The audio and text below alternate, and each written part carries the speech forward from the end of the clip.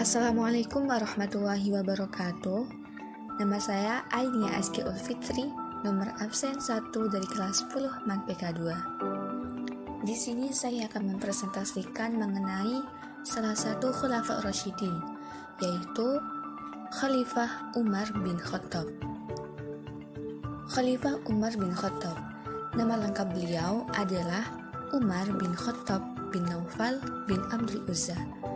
Ia adalah putra dari Khattab bin Naufal dan Khantamah binti Hisham.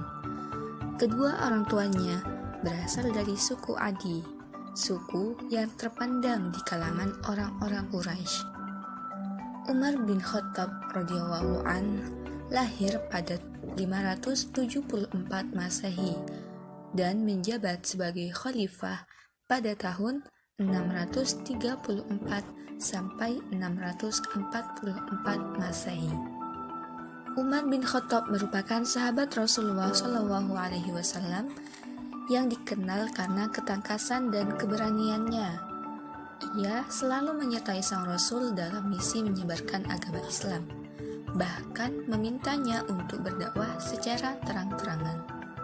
Nabi Muhammad SAW memberinya julukan Al-Faruq atau Sang Pembeda, karena ia dapat membedakan antara yang benar dan yang batil.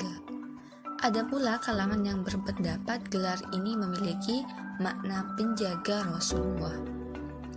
Dalam hadis At-Tirmizi, Umar merupakan salah satu sahabat yang dijamin masuk surga. Ia juga khalifah kedua umat Islam setelah Abu Bakar As-Siddiq. Ayahnya, Khattab, merupakan komandan pasukan, sedangkan sang kakek, Nufail, merupakan tokoh Quraisy yang terhormat. Sang ayah pun menurunkan kemampuan berburu, administrasi, menunggang kuda, berlatih pedang, tombak, dan pedang hingga baca tulis kepada Umar.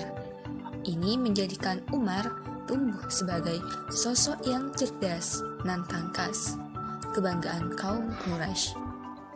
Seperti mayoritas masyarakat Quraisy, mulanya Umar menentang ajaran yang dibawa Nabi Muhammad SAW karena bertentangan dengan nenek moyang.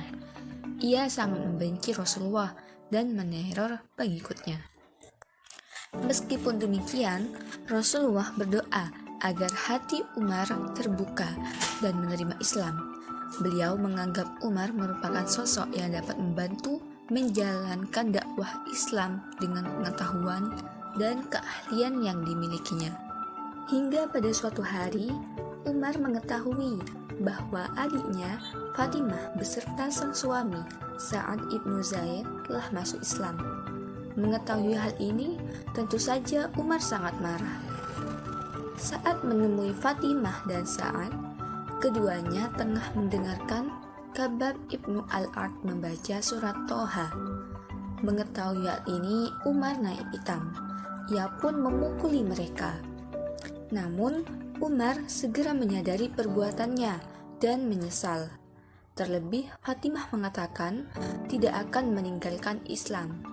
Ia pun meminta lembaran-lembaran Al-Quran yang dipegang Fatimah dan berjanji akan mengembalikannya. Ketika membacanya, Umar tertegun. Alangkah eloknya kalimat-kalimat ini. Betapa mulianya ajaran-ajaran yang dikandungnya. Sungguh, tak ada manusia yang mampu membuat kalam seindah ini, tuturnya.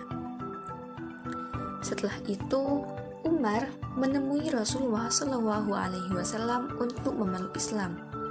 Ketika ia mengutarakan niatnya, Nabi Muhammad SAW langsung bertakbir, diikuti para sahabat. Peristiwa tersebut terjadi di bulan Dzulhijjah tahun ke-6 kenabian Rasulullah. Umar merupakan orang ke-40 yang memeluk Islam. Kala itu, Rasulullah SAW masih berdakwah secara sembunyi-sembunyi. Kemudian Umarlah orang pertama yang dengan lantang mengumumkan keislamannya.